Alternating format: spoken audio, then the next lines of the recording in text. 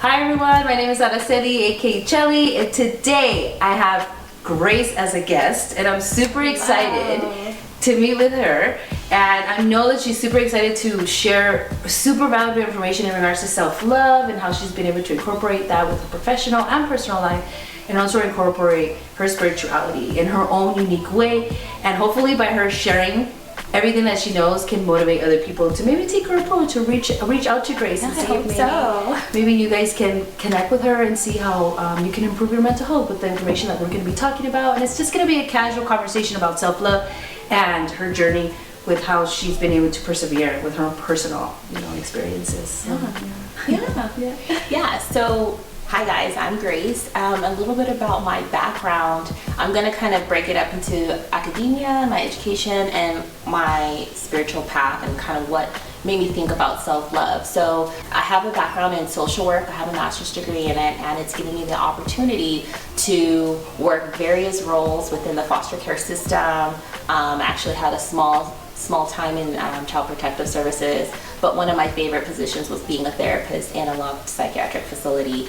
I was able to pick up on patterns, and when you work with so many people in mental health, you start to see the same things. And what I notice is that people just want to be loved, and they want to be validated, they want to be seen, they want to be heard, and they want to be appreciated. I had clients who were homeless all the way to clients that were multi-million-dollar business owners. And so I've always had a love and an enthusiasm for mental health. But going on my own personal journey, about 2 years ago, I made the decision to get divorced from my husband. We were, together for many years, married for 9 years, and we were just kind of in a toxic relationship. And I knew that I wanted to have a deeper experience, a more meaningful, purposeful life and relationship. And so I took that leap of faith and I chose myself, and I got divorced and kind of went on this spiritual journey. I didn't plan it. It wasn't like, I'm going to start loving myself and I'm going to go on this journey. It just kind of happened. And what I came to discover is that your level of self-love directly correlates with your mental health. Oh yeah, definitely. If you loathe yourself, dislike yourself, put yourself down, think that the world is hard and difficult, it will affect your mental state, and it'll affect how you view yourself in relation to the world that you think is horrible and tough to navigate. And so when I went on my own personal journey, I just went really deep within. I started to really tap into, why do I think a certain way? Why do I feel a certain way? I started exploring and asking myself questions, and I realized in this day and age, we are so busy. We wake up, we go to work, we take care of our kids, especially as women, we give and we give and we give, and we're taught as children to give and to give and to give. And we are often depleted, depressed, anxious, scared, fearful, and we don't question it. We go and we may take medication or things like that, and then we just keep on, but we never go to the root of the problem. We're not really taught to go to the root of the problem. And I really feel like getting back inside of ourselves and understanding how we feel about ourselves and how much we love or don't love ourselves is going to be the first step on a journey to really fostering the most important relationship that you can have in this world. It's not the relationship with your children. It's not the relationship with your spouse. It's not the relationship with your colleagues and your coworker. It's the relationship with yourself that is the primary thing that you should be focusing on in your life. And I know it can sound counterintuitive and be like, but wait, Grace, I have to take care of all my kids and drop them off at soccer and do all the things, and I get it. I'm a single mom now. I get it. I'm busy.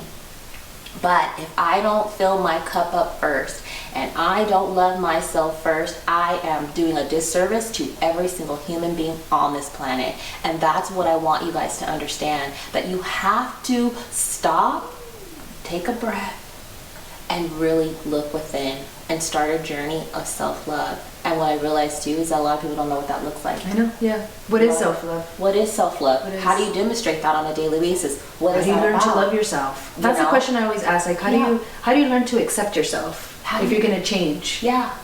and have we had good role models? I've never heard my mother tell me once in her life, or demonstrate in front of me once in her life, wow, my body's amazing and I love myself and I'm this and that. I've never heard that. And I haven't heard that from a lot of other women that I've spoken to about the way they were raised. You don't really hear your parents go out of their way to just kind of boast about themselves in the home, you know? It's true. And my mom used to boast me, and maybe that's what she modeled that, and that's why I like to boast other people. Like, I'm like, oh my God, you look so pretty, because she modeled that. But I never saw her model that to herself, which I know I struggled with too. Yeah. I've always had that problem of, Yeah. why don't I like to cheer myself, or why don't I give myself back? And it's always... And it's oftentimes because it's not demonstrated to us. And we're learning how to be people when we're kids from our parents. And if our parents are dealing with their own stuff, they're just kind of cycling that trauma and their story and their narratives and their perspectives on us. Our parents can only love us at their highest level of consciousness, right? Exactly. And so I realized all these things. And even with me being about love, I asked my 9-year-old a few months ago at dinner, I was like, do you love yourself? Do you know what that means? And I'm thinking she's gonna give me some profound answer, right? Because I'm like the love mom and I'm like the hippie in the house. And she's like, no, I don't think I do love myself. Like, she pondered. Wow. And I was like, oh my gosh, what am I doing as a mom? How does she not love herself? And that, I'm just sharing that story for you to realize that even though I do walk around my home and talk about myself in positive ways and talk about my body in positive ways and encourage healthy eating and a lifestyle, that even then I wasn't really focusing and putting effort specifically and educating my daughter on what that means to show up for herself. Yeah. And that is what we want for us that are parents out there. We want our children to be efficient human beings, and they can only do that from us demonstrating. Correct. And so realizing all this, it's like, most people didn't have the parents that were demonstrating. We don't know what it looks like. We hear self-care, we hear these terms, but no one goes deeper. And so my goal is to go deeper with women and to hold that space and be a blanket of love for them, to show them that you are enough and that you can start this journey and that it's not scary. Because a lot of fear comes up too with like, can I really tap into my story? Can I really tap into what's happened to me in the past? I'm really scared to do so. And it's helping women understand what our emotions, the role and purpose of our emotions are for, and how they're there to be a teacher, and how they're there to love us. And it's not like negative or bad. It's all our perception. Yeah. So, and it's interesting because I think it falls under the fact of like, and I don't know, I know it's a cultural based kind of theory, but you know, with some family systematics, we're taught to just keep everything as a secret. Yes.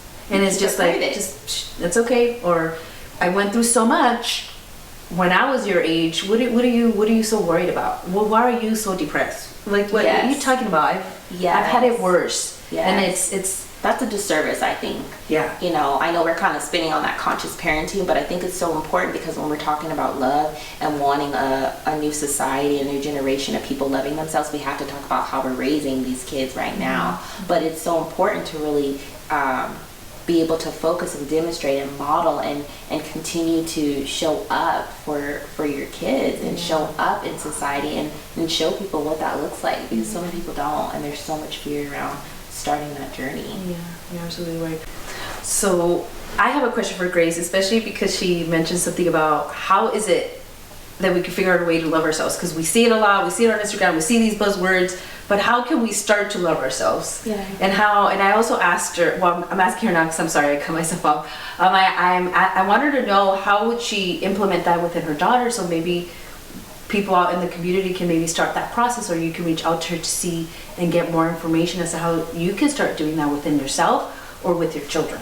Yeah, that's a great question. I like the fact that you said with all these buzzwords, you know, there's a lot of buzzwords. There's a lot of buzzwords and hashtag woke and, you know, love yourself and love your body. And I think that is a great movement, but we have to make it, or we have to push it one step further, because all of us know this. Everything that we're talking about today, this is not something new under the sun. We talk about self-esteem and self-love, and we know, because in our core being we are love, we know we're supposed to love.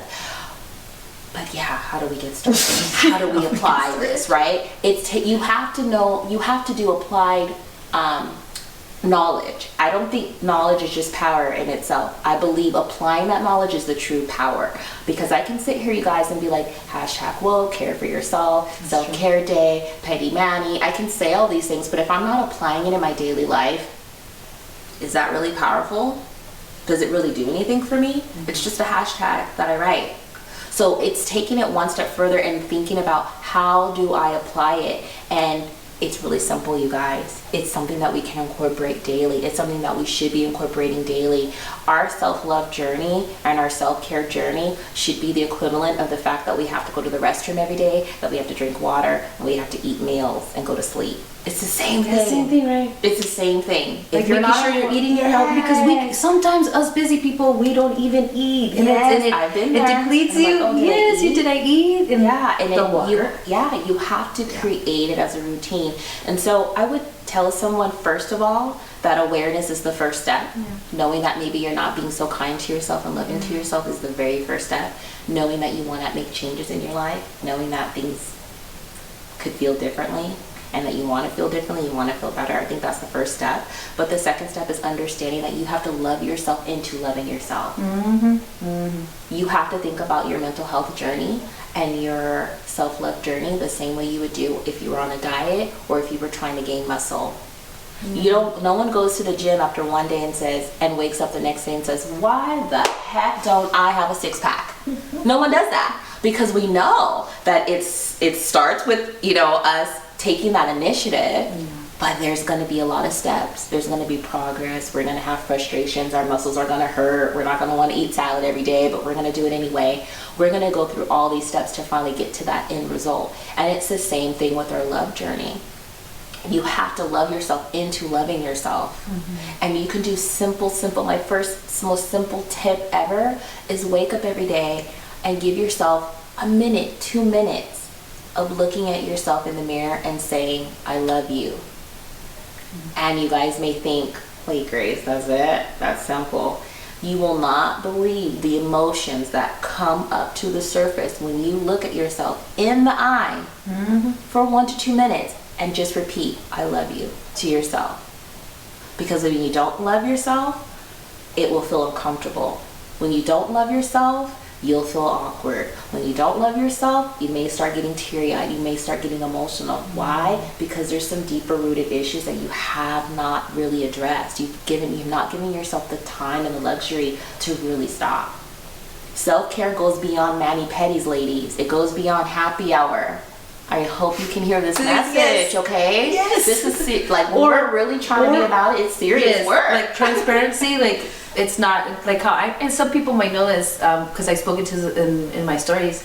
It's my example would be like how I was going to Disneyland every weekend.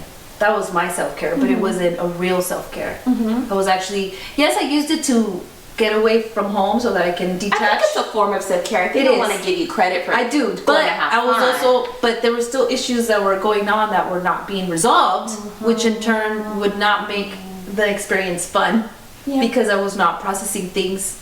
And then I was drinking when I would go. So it's like I kind of ruined my self-care by not really just stopping and thinking about it, and which I did. I learned from that, and I was like, okay, I need to take a step back and really see my patterns and see how this is actually hindering me and how I'm not focusing on fixing the situation because I keep avoiding, in which it's not in turn I'm not loving myself by doing that, by avoiding the situation. By us drinking and just doing any of those type of coping mechanisms, we're not really loving ourselves. We're not. You may think we are because it's surface level. Where I'm trying to say is when you really want to love yourself, you got to go deeper. You gotta stop lying. I'm sorry, ladies. I'm sorry, people. We lie to ourselves on a daily basis about everything. We have to get real, or we have to be okay with what is, which means what is happening right now in your life. What is it, good or bad? Own it and see what parts of that serve you and what parts of that don't serve you, so that you can start to make those changes. And so kind of going back to starting on how to love ourselves into loving ourselves with saying, I love you in the mirror, just doing things like that daily will start to bring things up. I love to write, so I always promote journaling. Even if you're not a writer, The journal is not for anybody to read. You can bullet point journal, which means literally bullet pointing and writing out random thoughts. But I recommend that as you're telling yourself I love you every day, that you start to have a journal that coincides with it. So you can start writing down and jotting down what's coming up for you.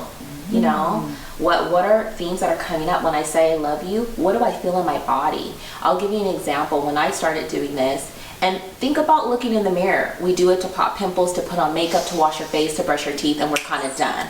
We don't really look at the whole face, and we usually don't just sit and look at ourselves in our eyes, which they say, what, the eyes are the window to the soul. Yep. You will feel so many things. And I know for me, just starting to say I love you tears came to my eyes, because I knew that there were so many years where I spent energetically hating myself, you know? And so I started jotting down common themes of my thought patterns, common themes of how it felt awkward, how it felt weird in my body, how my nervous system kind of was shifting just by me saying I love you to myself, you know? But I guarantee a few months of that, it'll start to change, because you start to recognize that, like, you overcome a lot of things, and that you can persevere, and that your awareness of why you don't love yourself kind of doesn't make sense. It's like, I don't love myself because why? Because I'm not financially where I want to be, or I don't love myself I didn't get the position, or I don't have the dream guy, or I don't have the dream house or the car. But those are just things, guys. Those things do not define who you are. Your past story doesn't define who you are. And that's also what will come up, I think, for a lot of people, is that when you start to tell yourself I love you, those little whispers in your head that say, no, you're not. Look at how your nose is. Look at how this is. Like, little things will start coming up, and you can start to question those thoughts and go deeper. This is about going down the rabbit hole, you guys. A self-love journey. Don't like to go to the rabbit hole. You gotta go. You have to go down the the rabbit hole, because those emotions want to leave your body. Yeah, they do. And that's what causes us to be, the anxiety that we project towards our kids or other people or situations, and then it comes right back to us, and then it just makes us feel even worse. It's like this vicious cycle that people go through with anxiety. And kind of going back to your other question that I didn't really address about what would I do for my children, for those of you that are parents, demonstrating, first of all, right? Saying positive affirmations out loud to yourself when you know your children can hear it. I'm saying my positive affirmations to myself because they're true and I want to uplift myself, but I especially make sure to be aware to say it when my daughter's going to hear me. Just in our normal day, we're getting ready for school, and I'm like looking in the mirror, wow, I'm an amazing person, I'm going to have a great day. She's hearing me say that. You know, and it gives her an opportunity to say, wow, like, this is something that's an important aspect of being a human. Wow, uplifting yourself because my mom is doing that. You know, talking about self-care with your children, because it is one of those buzzwords, but kids don't really know what that means. And kids will often be implementing self-care, but not realize that's the way I love myself. So telling my daughter, you know, when you go to hip hop class and you want to play soccer, or you want to go to a friend's house, or you want to write a letter to mom or dad and just say how much you care, because my daughter's really like into journaling and stuff and everything, because she's modeling. Maybe it's the jeans, I don't know. She's like a little mini me, but I had to sit down and break those down to her and say, that's actually loving yourself. When you choose to eat something healthy versus something not healthy, that's loving yourself. When you do give yourself that treat to have that cookie, that is loving yourself. So I had to actually just really break down to her all the ways that I see her loving herself that she didn't realize. And she really kind of had that light bulb moment and was like, oh. So kids don't know a lot of times that what they're doing is self-love. It's like my I'm like ding ding ding ding, because it makes me think about how I get used to the habit of explaining how you're not loving yourself, and I don't, and we never really go into, well, how do I love myself? And it's interesting, you know, now that I'm having this conversation with Grace, it is sparking me to make sure that I have those conversations with my clients moving forward. Because I'm always preaching self-care for my caregivers, because I know it trickles down. But now I can teach the caregivers, like, you need to have this conversation with your kids too. I never did that. It never crossed my mind that that a child will not understand, like, you playing soccer is you loving yourself because you love that. Enjoy it. You enjoy it, and it brings you joy. Now let's granted, we're having our kids doing activities they love, and that we're not projecting onto them and saying, I didn't get to play soccer, so now you're going to be the soccer person in the family. I didn't get to be a cheerleader. Because for a while I was like, I want my daughter to be a cheerleader because I couldn't be, or we project my mom couldn't afford the outfits or whatever. But I realized she may not want to be a dang cheerleader. Yeah. That's okay. Yeah. Let me support her and whatever. So when we're talking about educating our kids in this way, this has to be in things that you know that they really want to do. Now, if you're pushing them in certain activities and they're complaining all the time, that wouldn't be the activity that you would use to say, this is how you show self-care, because you will give them mixed messages, because in their mind they're like, this is how I love myself because I really don't want to do this activity. I know. Right? When in reality, that may be your... Then do it. That should be a sign and a signal for you to say, well, if I really want to do this, how can I incorporate cheerleading or dancing in some way? Like, let's say you want your child to do cheerleading. Well, I wanted to always be a cheerleader. Well, what can I do? Well, maybe I can join a dance class and just kind of put it back on you know? Look at it in that way. So I love that. That makes so much sense.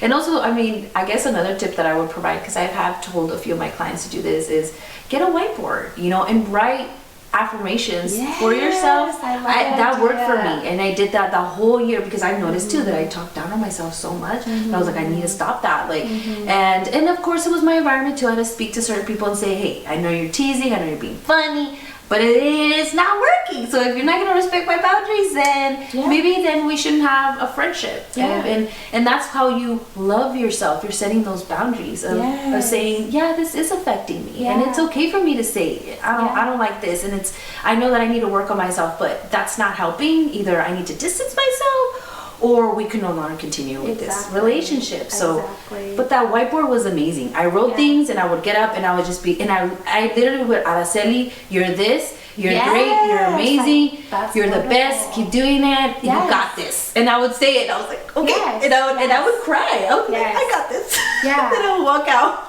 You like jumped it, because that was going to be my next tip, because there was a point where I had sticky notes all over my mirror in my room, because I have one of those closets where it's 2 mirrors. So I had sticky notes everywhere, sticky notes in the bathroom. I mean, you couldn't navigate through my home without getting positive affirmation shown, your way. And it's very helpful in the beginning, because you realize as you go on this journey how much your mind is addicted to that negative self-talk. And we live in a culture and a society where we complain about our lives all day. You get to work, oh, the traffic today, oh, the weather today, and then you talk to your colleagues about work. Oh, work sucks. Oh, this and that. Did you hear what the boss is going to have us do? I mean, it's constantly. Then we get home and we either watch the news or we watch other things that promote negative self-talk and complaining. That is affecting your mental state, guys. That is affecting how you show up in the world and how you view yourself when you're constantly hearing things that are negative. And if you think negative about yourself, you're just getting it reinforced. Like, well, all my friends, when we sit down together, we all talk about negative things. We all complain about our lives and our spouses and having to be moms or wanting to be moms or whatever the thing is. So it's really important that you're telling yourself that you love yourself, that you have affirming statements, that you kind of mantras that go on in your thought process, and you explore your mind. But another way to start loving yourself is to kind of love the people that are in your life from afar. I would recommend like a detox of like noise because the least amount of noise that we have going on in our lives, the more we have time and space to hear our own thoughts. And they may be things you don't want to think about, but that's the reason why you feel anxious, depressed, scared, lonely, confused, is because you do not give yourself the time to hear what your thoughts are about, so that you can start weeding through the things that don't serve you. It wasn't until I cut the noise and kind of became recluse in like a little turtle in shell in my home for 8 months, guys. I quit my job and I was here for 8 months, just kind of going deep within. It wasn't until then that I realized, oh my goodness, I'm constantly thinking negatively. I'm constantly putting myself down. Why do I think this way? And connecting the dots. And you often will go to your childhood. I mean, it's just like inevitable because our parents were not consciously awakened to raise us in a way that was healthier. They dumped and projected their stuff on us as children, and that's traumatizing. And so you'll go back and back and back down that rabbit hole, but it's because you eliminated noise that you get to know yourself. Self-love is about knowing who you are, because the more that I love myself and the more that I know who I am, the more I can show other people how to treat me, the more I can have stronger, firm boundaries, and the more I can create my life. Life is being created, guys. We are all creative people, not just musicians and artists. We're all creative people. If you're watching this right now, you created the space to watch this video right now. If you're wearing, the shirt that I'm wearing, I created that. And I know these are little examples, but I want you to actually realize that you're doing this on a little scale all the way to my career, my partner that I choose, if I have children or not, where I'm gonna live, the car I drive. We're doing all of this creation thinking it's outside of us and blaming society and people in our family and everything for what's going on, when we need to go within and realize that we're the creator of our life.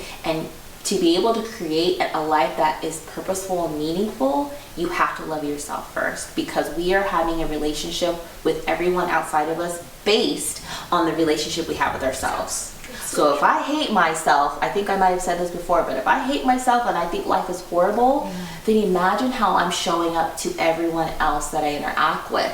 And guess what they're going to reflect back to me? More experiences so that I could solidify my belief system. But if I believe the world is peaceful, loving, harmonious, and that I deserve to be treated well, the world around me is going to reflect that back, because it's just a projection. Like our mind is like the projector machine, and then the movie we see is the movie we're creating in our minds, because we're the director. We're the director, the star, and the audience member of our own movie. So we can hire and fire, we can do all these things. Imagine how much more enjoyable your life would be if you make all those decisions based on loving yourself first. Whoa. I'm talking profound. I know it may sound really simple, these little tips, but it's profound when you're willing to do it consistently. If you do it for 1 or 2 days and then you don't do it, please don't message us and say, hey Grace, this didn't work, because you need to be consistent. This is a lifestyle change. Loving ourselves is a choice, and it has to be a lifestyle change. But I will guarantee to you guys that it's the most rewarding, fulfilling experience that you will ever have. By loving yourself, it's just, you're so much more grounded and you're just so much more peaceful. I had anxiety, depression, I was suicidal, I had a plan, everything. So I'm saying all this to you guys to say, I get it. Yes, I haven't lived your life, but I can understand what it feels like to feel so lost. I can understand what it feels like to love your partner, but to be miserable with that same partner. I can understand what it feels like to check off all the things on your list and go to school, get the degree, get the house, get the white picket fence. I had all that stuff, and guess what? I was miserable because I didn't love myself. So it's so important to really start cultivating that relationship with yourself and really start to show up and choose yourself simply because you're worth it. There's really not another reason. I mean, if you guys sit down all day and eat cereal in your pajamas and don't do a thing, guess what? You're lovable, you're worthy, and you're enough, and you don't even do anything. Because you're alive is already proof that you're worthy. If you don't know if you're worthy or not, I just told you the answer. Are you breathing? You're worthy. And that's funny, because that's what everybody always says about like gratitude.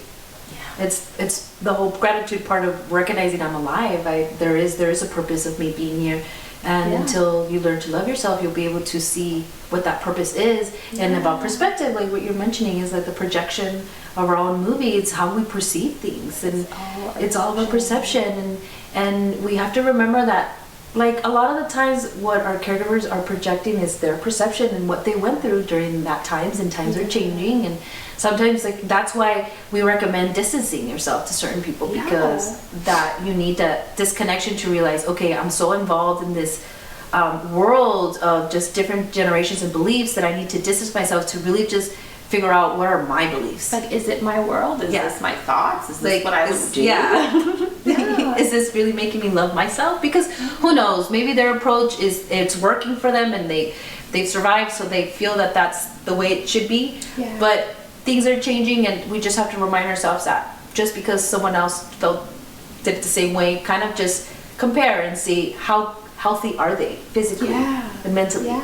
And just because I know sometimes it's hard for us, and I know coming from my experience, when you love yourself but then you also want to help other people, that it's like health-wise, because it's all about eating healthy too. It's all a connection. Like it's all a connection. It's a mind, body, soul connection. And when we talk about self-love, I'm really talking about how do we integrate our mind and our body and our soul. And that's why you know, it is about the positive affirmations and the talking, but it is also, what are you eating?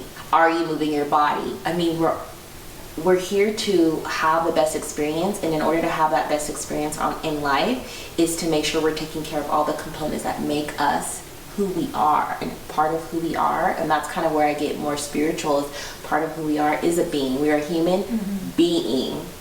We are energy. We feel energy from other people. You know, if we all went down a dark alley at 2 a.m., we would feel energetically something from that. You know, or have you ever been thinking about somebody and then they text you or they call you? That's because you're connecting to energies. I believe you're in energies. connected into that energy. So it's like, it's important that we incorporate all of these things when we go on this journey, because that is how we truly love ourselves. I'm not here to say love parts of yourself, love the flesh and bone of yourself. I'm here to say, let's go on a journey to love every aspect of ourselves and to have a positive relationship with ourselves. And when you think about food, you know, our plate of food is reflecting back to us how we feel about ourselves. Again, this is not to mean that we're never going to have treats and have, like, I have the biggest sweet tooth ever. But my plate of food is there to say, I love you, Grace. This is what you're going to put inside of me. And when you change your relationship with food and see it that way, it helps on making better decisions, because you want to have fuel to be able to live the most amazing life ever. You know, so all these little components that we're talking about help. And as you can see, there's so many tips, there's so many things you can do. It's really tailor-made, and that's what I try to do in my coaching programs, is really be that space, because I think we both know active listening is a skill set, and being able to hold space as a container for people is a skill set. And that's what we're talking about when we're talking about coaching and we're talking about therapy and counseling. It's about trained people that know how to hold space for you and know how to, like, love you through this process and coach you through the process, because there is going to be fear and anxiety and uncertainty, finally tapping into those parts of our story that we never think about. But again, it's in those stories where our true power lays, and where our love is. And I always say, I like to turn pain into power. I'm about turning pain into power, and you do that by loving yourself. Period. Exactly. It does. And it's a long journey. I mean, it's a life journey. It's a life journey. This is actually life. Not long. It's a whole until you should be your last day in this earth. You should be loving yourself. You should be loving yourself every day. Every day. Because why not? Like, we're amazing. Why should we not love ourselves every day? Our goal when we have our partner is to love our partners every day. Why should? And it's not always easy, right? And there's challenges and things like that. So just know that's going to be a part of your life. This is not about saying I never get upset. This is not about saying I don't get triggered. This is not about saying I don't have challenges in my life. Oh man, none of those things stopped once I started loving myself. But now I am centered, I'm grounded, and I can be calm through the storm. This is what I want for you guys, to be calm through the storm. Not over-identify with your emotions and say, I'm an anxious person, so this is how life is. No, that's giving your power away to anxiety. That's giving your power away to your depression. It doesn't mean that you don't address it and you don't own it, but it's understanding that you are much more than that label. Much more than the label. You are a magnificent being that's here to have an enjoyable life, and I believe that it's our birthright to live in peace and harmony and love and joy. Because why not? We all know what the alternative feels like, to stress out. So we've like been there, done that. So let's move forward knowing that life's going to be life and we can't control everything, but we can control ourselves, and we can love ourselves through the storms. We can love ourselves through the fear, through the depression, through the anxiety. We can love ourselves, we can ground ourselves. And it's just about being consistent daily and finding tools that work for you. The tools that work for me, you may be like, oh, that's good for you, Grace, but it doesn't really work for me. Find things in your life that work for you to build yourself up. And then just do that. Exactly. And sometimes, honestly, I think the hardest part is for someone to just recognize that they need to put time for themselves. Yes. No, I have to always Especially as women. Yeah.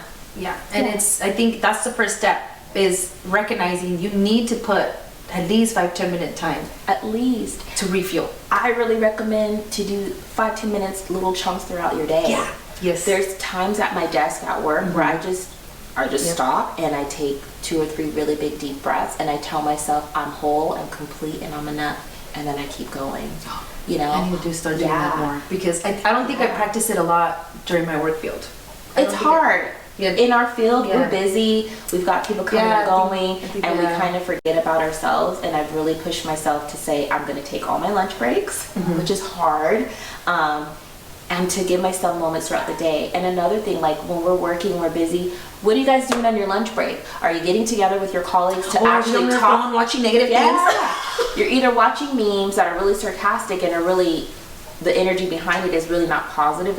It's a funny way to keep complaining, which our body wants to keep complaining all day, so we'll even do memes and stuff. We're either doing that, or we're talking with our colleagues and we're often complaining about our personal life, or a lot of times we're talking about the job out on our lunch breaks, instead of really disconnecting from that world. True. And so what I found is that I started walking the parking lot. So yes, I'm not really fostering a lot of my coworker relationships. I use other times or maybe outside of work to do that, but during my lunch break, it's not about my job, it's about me. And this is how I demonstrate love to myself, by doing laps for half an hour, to incorporate exercise, moving my body. We sit down a lot. So those are just examples on how, like, this just works for me. It may not work for you, but there's pockets of time.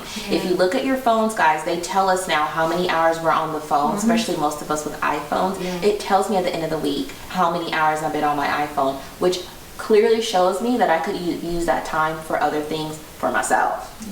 So we have the time. We have 5, 10, 15 minutes here, there. You have the time. Are you going home after work and watching all your series and your shows?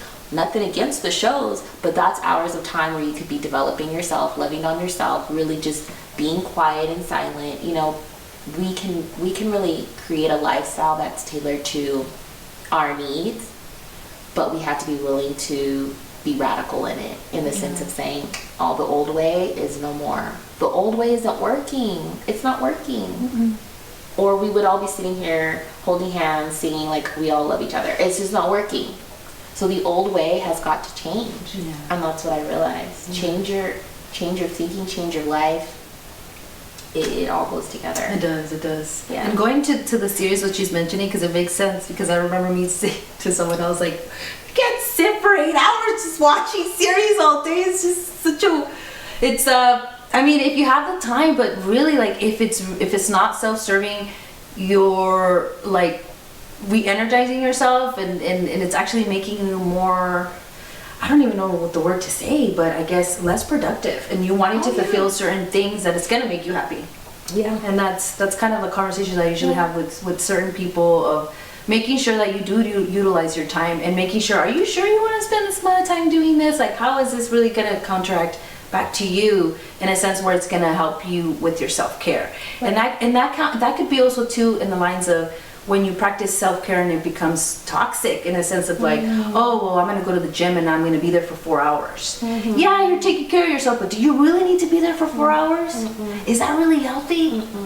You know, so we can compare that to, as well as like what you're mentioning with like the series. It's very easy how we can turn certain coping skills and interventions to something toxic. So we always have to be self-aware, especially like what you're mentioning. Self-awareness is key when we're incorporating these type of interventions and coping skills. And I think it's about balance. Life is about balance. We're not sitting here to say, never watch TV, it's the devil, like never do these things, never go to the gym. Like, we're saying, do it with an open heart and an open mind and awareness.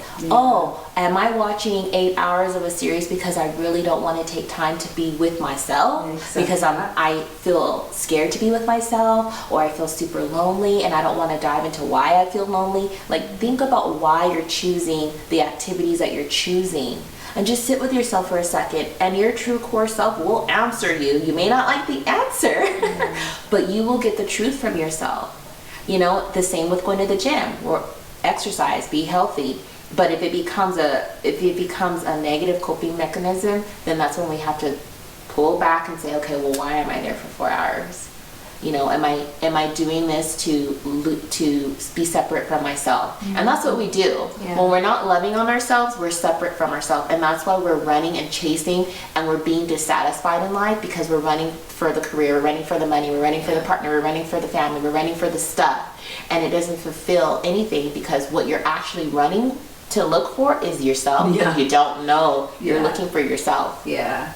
And other things, right? Yeah. That's the thing, is that like we always, that's what was my epiphany. I was like, oh, so this whole time, because Yeah. this was, I didn't really have that consistent father figure, then I didn't learn how to just like get the right person to make sure that they're not doing the same thing. And it's just, it's like this whole thing where it's like, okay, so, because I thought that was okay, so now I'm kind of like in a space where it's like, no, it's not okay, and it's okay to ask for your boundaries, and it's okay to make changes, and I think it has to do with our culture too. It just depends, like, because we're used to like, no, you need to make it work, or we're told that like relationships should be forever, marriage should be forever. Yeah. Should it be forever if you're not in alignment with that person? Should it be forever if they are not respecting your boundaries? Should it be forever if they don't have the emotional maturity to go deeper, and you're at a point in your life where you now want to go deeper and you want to explore and you want to love yourself?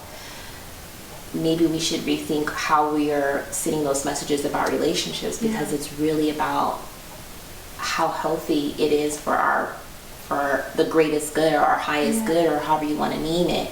That's what's really important, you know. And that's why I have to keep repeating and saying cultivating the relationship with the self is the most important thing, because when you know who you are, like I've said before, then you know how to show up and tell people, no, this isn't how you're going to treat me. Yes, this is how I want to be treated. And you're not going to be scared to actually use your voice to speak up.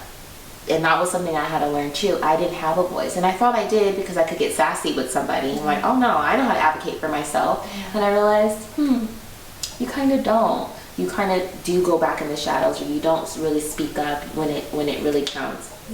In relationships and stuff like that, to get your needs across. I was never taught, okay, when you are in relationships, you should be able to communicate your needs and your wants and all these things, and you should be asking these kind of questions. I mean, there's so many things in society that we just were not taught, and we have to figure things out as adults. But we have to love ourselves through it. We have to love ourselves through the decisions that we made in the past. We have to love ourselves through people and partners and things that we probably wouldn't do again, now that we have this better understanding and awareness. But we gotta love ourselves for it. We've all done things in our past that we could say, yeah, I regret that, or I wish it was different. But it's not different. Remember, we're gonna not lie to ourselves. We're gonna focus about what is. What is that stuff happened. What is that I'm alive right now and I can move forward. What is I can make new decisions. What is I can love myself now and love myself for the person I was in the past, and not feel shame or guilt or blame about the things that I've experienced in my past, because that still doesn't define who I am. Your circumstances will never define who you are, ever. And once we cultivate a strong sense of self-worth and love and esteem, then we can really believe it. Because it's not just about my words that I'm saying it to you guys. It's because I believe it and I've lived it, and I know what it feels like to put myself down from the past. But no more. Because it's in the past. And if I would have known better, I would have done better. Same for you guys. You would have made different decisions had you known what you now know. It's like children. You know, children are going to make the best decisions for them, and it is what it is. If there's a toddler trying to learn how to walk, we won't say, oh my God, I can't believe you didn't just get up and start walking. Why do you keep falling? We don't put children down the way we put ourselves down in our mind. And we have to realize that when we turned 18, nobody told us this, but I'll tell you, you were supposed to parent your inner child. And that's what no one ever tells us. We have to parent those parts of ourselves that our parents didn't know how to parent, because they didn't have the tools. We gotta acquire these tools. We gotta love on ourselves, and we have to do the best that we can in the now moment, because that's all we have. So all that's about loving. I know, And it's interesting, because then her talking about the loving, I don't know why, but the thing that crossed my mind was this plastic surgery, where we deal with that a lot, right? With the seeing. And then we don't love ourselves because we think that, well, if I can't afford that, because I sometimes I think, like, I know that that's something that crosses my mind in a sense of just women seeing it so much and where we're heading with the photos and the changing of the face. And it's I guess for me, I've seen someone talk about in a sense of like, how do you learn how to accept your own features? And they said something along the lines of just learning how to just accept that this is just how you look, that there's nothing wrong with you. Let me tell you, there's nothing wrong with you. There's nothing wrong with you, and let me tell you. I know I was all over the place, but I don't think just no, but that's so important because when we're talking about love, we can go in so many directions because it's directions. all about how we love ourselves, right? And we're taught to compare from as children, compare. Yes. And I will tell each and every one of you, the reason why I know you're all beautiful is because you don't look like me. The reason why I know I'm beautiful is because I don't look like you. The reason why she's beautiful is because we don't look like each other. That is the beauty of the fact that we're all different, and we need to understand that. That's what makes us beautiful. If we all look the same, I don't even know how bored I would be on this planet. It would be so boring if all the guys look the same and all the girls look the same. I like that my friends look different. I like that men look different. I like that we all have unique features to present not just our looks but in our personality, because so many people want to change like their personality and who they are. It goes deeper than just the skin. There's so many people that are scared to just show up and be authentic. And I'm saying authenticity is cool, and we need to make that a trend. Yes. Being vulnerable is cool. Let's make that a trend. Because when we really sit down and think about it, we as individuals don't really want to have superficial relationships with people. We don't like that surface level stuff. How's the weather? How's your job? What do you do? We don't like that stuff when we really think about it. We want other people to be authentic and a little weird, and we're all weird as heck. We're all weird as heck. So let's just say that without any taboo. I'm super weird, and I really like that about myself, and you guys are weird, and that's what makes you guys amazing. And we're all beautiful because we're all different. And so it's again, like you said, perspective. Like once we start changing that and really making that a new thing, a new way of being in our culture and our society, I think that will even help again with our mental health, because so many people are putting themselves down and don't love themselves because they don't look like somebody that had a team of like 40 to 50 people making them look good. I mean, we have to realize that. There's teams of people that make models and actresses and actors look amazing. There's stylists and people who buy the clothes for them, and people who pick out the best makeup and have really great skills on applying makeup. Like there's so many reasons why these people look the way they look. That's not how they really look. That's not how they really look. When you go befores and afters, you see a lot of befores and afters, especially some models, and there's a huge difference. Super different. And I know a lot of people do advocate that when you go to when you go to a plastic surgeon, to always say, I want to look like the better version of me. Which it kind of sucks, but they do say that. They do. It's kind of weird. It's good that they say that. Like that it's okay, I want to be the better version of myself, but then it's counteracting what we're trying to say. Yeah, like you're still, because the better version of you is inside here. Yeah. There's so many people, and going back to when I was working as a therapist at the psych hospital, and I would meet people who, on paper, if you guys saw these people, you'd be like, this person's beautiful. This person lives in this fancy city and has all this money and all these things, and sometimes these people came in with plastic surgery and things like that, but they were still in a facility where everybody there had made attempts to kill themselves. I mean, or to hurt somebody else. So it's like they were all in these facilities together, and it didn't matter, because if you don't get to the root of your heart, if your heart is closed off from yourself and the world around you, it doesn't matter how you look. It doesn't matter how much you weigh. It doesn't matter the things that are in your life. It's not important to you unless you love yourself. There's so many beautiful people out there that get compliments all the time, and they think they're ugly, and you would be like, how in the world, if I looked like you, girl, I would be running these streets, kind of thing. And it's like, because they didn't cultivate a deeper meaning and relationship with themselves. So it doesn't matter, like you said, it doesn't matter what you look like, it doesn't matter how much money you pay. If at the end of the day you still hate yourself, that's how you're gonna feel. Yeah, and that's when that whole it becomes a coping mechanism. Like you're getting plastic surgery to kind of fix what's going on in the inside. Some people get addicted to plastic surgery. Yeah, and then you feel good for that split amount of second, when you could get the same feeling when you're looking yourself in the mirror and say I love you. Yeah. And just when you think about it that way. and think about all the beautiful experiences that you've had. Think about all the things that you've overcome. Think about all your accomplishments. Start really building yourself up and being your number one cheerleader. Again, these are things that you've heard before, but are you really applying them? Only you guys know in your heart if you're really, really applying these tools to yourself. And if your answer is no, that's okay. There's no shame and guilt in that. You can start today. You can start right now. That's the beauty of it. You're with yourself all the time. Why not take a version of yourself that you really love and like? Because you can't get out of the body until, I guess, you stop breathing, right? So take a version of yourself that you really enjoy, that you want to show up to the world and say, here I am in all my imperfections, in all my perfections, and everything that makes me me. Here I am, and I love myself in spite of it, regardless of what anybody else says. That's true freedom.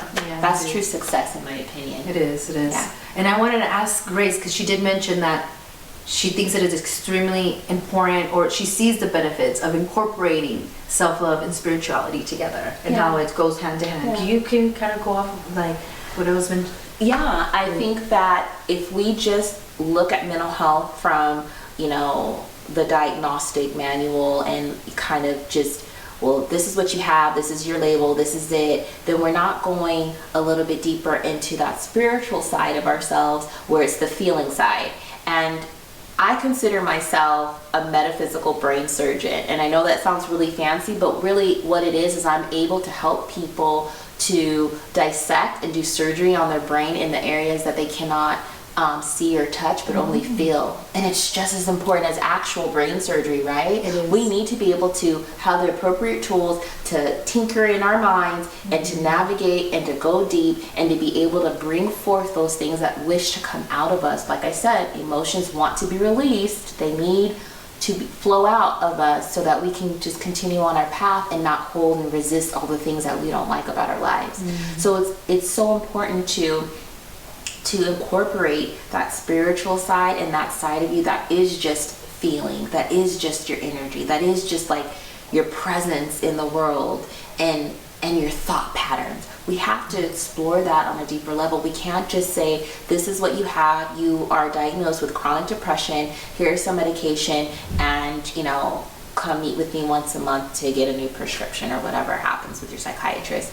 And by no means am I saying to stop taking your medication or to stop going to your therapist. That's not what I'm trying to push here either, because those kinds of regimens need to be, if there's any changes, they do need to be changed with your doctor, but how do we incorporate that along with our spiritual practice? How do we incorporate that with meditating and clearing our mind? All these things that we're saying are actually kind of like spiritual practices, you guys. Saying I love you in the mirror and writing affirming statements and watching how we eat and how it relates to our body and our relationship with the world around us. That's all like that's feeling stuff, that emotional stuff, and that's where spirituality comes in. We have to think about ourselves in that way and understand that we're more than just flesh and blood, much, much more. And that, right now I feel like there's a lot of band-aids in our culture about how to just like cover up the symptoms, but like, why do I have the symptoms in the first place? Thank you for giving me my Xanny, but why do I need a Papa Xanny right now? Like, why did the doctor give this to me? But the thing is, I don't really know in academia I know for me in my master's program, this wasn't discussed, and that's what I'm kind of realizing now too, that spirituality is not being discussed in any way, shape, or form at the higher education levels, which is who's giving out a lot of the therapy and medication. Prescribing, so you diagnosing. And that's not happening. And then it goes to, these professionals are just people as well, and not that I want them to be perfect, but how much more would your care, or how would your care look like if you were in the hands of professionals who did their own spiritual work and who did their own self-love journey? How much more would that change their practice? Because I feel like my practice and how I view mental health has completely changed once I decided to love myself, and once I decided to go on my own spiritual journey. I realized that I cannot just have one be on one side and one be on the other, that it has to be integrated in some way. And it doesn't mean that that it has to be super woo-woo whatever for you. It just means recognize that you're much more than a body. Recognize that a lot of what's going on is about these feeling components that you don't know how to handle. It is about you not feeling grounded and centered. It is about your thought process. Those are all things we cannot touch, you guys. Those are all spiritual things. The energy, like what you're saying, like there's like energies around I us. cannot touch your thoughts. I can see how your thoughts are affecting you by looking and observing in your world. And you sharing your thoughts, but I can't touch your thoughts. I can't touch your feelings. I can't touch your emotions. You can't touch them either. You can only experience them. And I think this is important when we're talking about mental health, that we talk about the physical symptoms, that we talk about what's happening in your world, but we have to talk about those spiritual components, and we have to talk about those feelings and those emotions in a different way. Because I'm not excusing, like, I don't think therapists don't talk about emotions and stuff. I did that when I was doing therapy myself, but it has to go, we have to have a different conversation, and it has to go a little bit deeper, because what we want is for the root problem to be fixed, not just the band-aid and giving you the medication and come talk to me once a week. Yeah, let's talk, but let's go deep when we talk. Let's talk about, why do you think this way? Why do you feel this way? We need to talk about the fact that some of the reasons why you're living the life you live is because you are addicted to negativity. I believe it's an addiction. And how are we going to work on the fact that you're addicted to a certain type of energetic flow, which is actually compounding and creating new addictions? So I'm addicted to negativity. I'm addicted to all these limiting belief systems, which I can't handle those addictions. So I'm going to drink a lot of coffee, or I'm going to drink a lot of alcohol, or I'm going to use other substances, or I'm going to have, really casual sex and not think about it. And I'm just naming things. None of these things are right or wrong. I'm just saying, like, this is how we have addictions on top of addictions. Because it's kind of, it reminds me, you know what it reminds me of, is like when you take a medication and then you have side effects, and then you take another medication for that, and then you take another. It's kind of the same thing. Like, well, we're doing that to each other. Physically.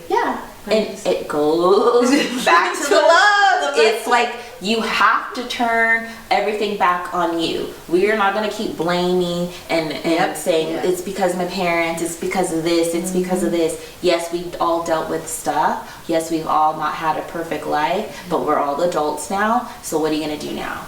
You can stay a victim for the rest of your entire life, knowing that doesn't feel good, or you can say, that used to happen to me. Now, let me figure out how to be the best version of myself. Let me figure out how many of the things I'm doing in my life are these addictions, are these addictions on top of addictions, or is it really something I like to do? Because if it's something you really like to do and it's not connected to anything, like no trauma or anything, you really just like doing it, go for it. But most of the time that's not the case. Most of us are not just doing certain things just because. It's usually subconsciously to cope. It's deeply subconscious, deeper than I ever even imagined. You can go so deep when you start a self-love journey that you're going to start bringing up thoughts and emotions and feelings that you literally don't remember ever feeling, or you were like, oh my God, I haven't thought about that since I was 5. And it's proof that your energy doesn't go anywhere, guys. If you say, I don't want to think about this, or I don't want to feel this, or you were taught to suppress it, it didn't leave just because you're now 50 years old. It's still there. It's still there. And that's something that I want you to really understand too, because working in therapy, we see and we hear people who are really 50 and have told me things about their childhood that they couldn't get over when they were 10. Rightfully so. We're not talking about these emotions not being justifiable. We're just saying, how much of it are you going to continue to let control you? How much are you going to believe it? It's lies. Or how better. When are you going to allow yourself to process it and see the connections of, like, wow, so because of that incident that occurred to me at this age, I am still continuing on the hurt. I never realized that this hurt is still in me. Now let me process it now. Let me connect the dots so I can let it go and begin to love myself.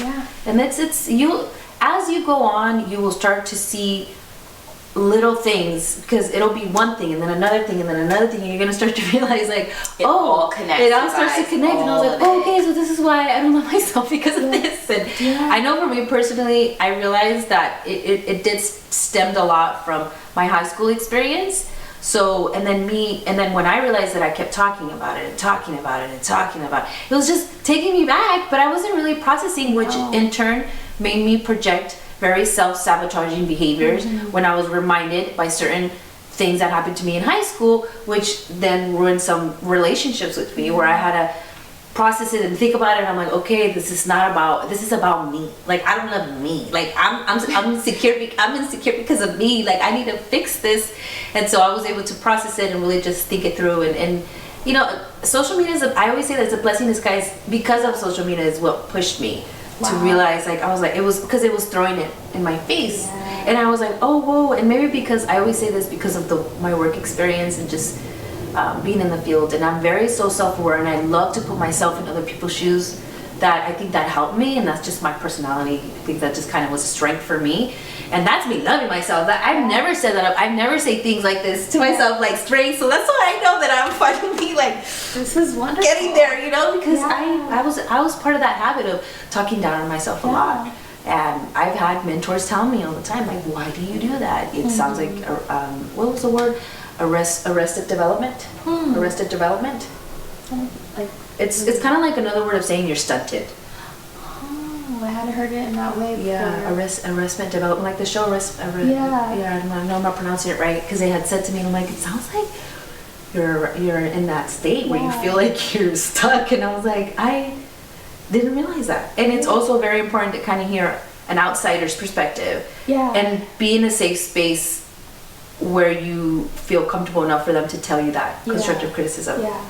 And it's gonna be hard, you know, I would say. And that's why until you kind of feel safe enough to hear those things, you have to just make sure that you're ready for it, and take it, and reminding yourself that the reason why they're explaining this to you is because you're trying to just better yourself in the way you're projecting your energy, like the energy. And it's the way we learn and the way we process is in many different ways, and we need these different ways to fully process something. So it is about writing things down, it is about talking out loud to our friends, and it is about talking to somebody who doesn't know your story. And that's why I very much encourage reaching out and utilizing the resources in our community, and going to therapy and going to coaching, because you're going to be with somebody who's going to give you that tough love. Because I'm about love, but I give tough love because it's those parts of ourselves that we lie about all the time, that need to have the light shine on it. Yeah. You guys got me. Put a light on that. Put that light on that part so that we can see it for what it truly is. And so if you are in that space where you're ready to really take that leap of faith and choose yourself, I highly recommend getting other resources and getting that support, because it helps to accelerate your growth. So I believe in everyone being capable enough to do their healing and go on this journey on their own. I believe that we have a deep knowing and understanding of how to do that, even though we may think right now on the surface that you don't, or we do not. But when you go and you seek a coach or a therapist and someone that you really like in that field, it's just to help accelerate your growth. Yeah. And I do want to put it out there, because I've heard this a lot within in the field of people saying, like, yeah, I used to have a therapist or whatever, and nothing ever happened. I didn't like it. We didn't get along, but I stayed with them for 2 years. It's like, please don't do that stuff. I hear that actually a lot, and I hear that a lot with parents who were putting their children in therapy. Yeah, a huge advocate. I advocate. No. I tell them, like, if it's not working, please switch it up. We're all just people, and sometimes you meet those people that you're like, I don't really mesh with, and that kind of goes back to our vibes, right? And our energy with somebody.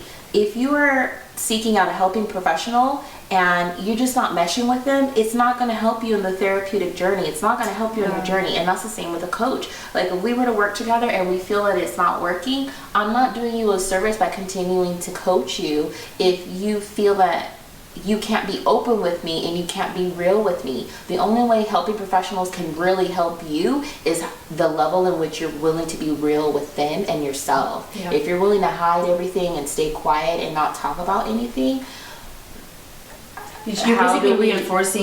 You're reinforcing the non-self, right? Yeah, you're reinforcing the non. You're not learning. Honestly, because I know people are scared to kind of like, well, I don't want to hurt their feelings, and and I always. I'm gonna tell you, as a professional, she's a professional too. It doesn't hurt my feelings. It doesn't hurt my feelings. It doesn't hurt my feelings.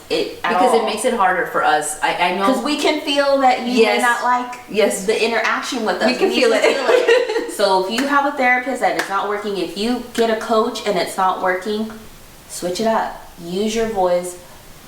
Be firm in your boundaries. That's loving yourself, you guys. Yeah. That's loving yourself by saying this doesn't work for me, or maybe we need to switch things up, or I don't like the way we're going about things. Have a conversation, and if it cannot be resolved, then you need to go to someone else, because you are hiring for a service. Yeah. You are hiring for something. It's just like any other service that you hire for, or that you go out to dinner and you want to have good service, good waiter and all that. It's the same thing. It's the same thing. And we were taught, I know that I was taught continuously through my bachelor's program that if you feel like you're not serving the family, it is your duty as a professional to I've hit my barriers, exactly. I got a plateau, let me refer you to someone that specializes in this, because I've already done what I could. And that's best practices. And I think sometimes maybe people think that it'll hurt the professional or they'll get fired. No, we're taught to do that. And granted, I will say you might encounter some professionals that will not let you go. Yeah. For whatever, remember, they're just people too, dealing with their own stuff. With their own stuff. So they can get triggered. But at the end of the day, it's okay to choose you. Yeah. And if they do get triggered, that should just tell you I shouldn't be working with this person. And you said what you said. Yeah. You loved yourself, and move it along. Just don't speak to that professional and find someone else, and start researching other people that might fit your personality and your approach, because she is right. Everybody takes different approaches. Some people are more tough love, straightforward. I love straightforward people. I love straightforward because that's what I like about myself. Yes. Tell me how it is. Tell me how it is. I don't want to waste my time. Exactly. I don't want to waste my time. So we're done talking about this topic. We talked for a really long time. We've gone forever. I don't know how I'm going to condense this video, but I hope that everybody saw it all the way till the end, because I think that everything that we talked to can really help someone who might be considering to finally work on themselves, and hopefully you can forward this video to someone who may be thinking, and you notice that the reason why they're not really progressing is because of the lack of self-love.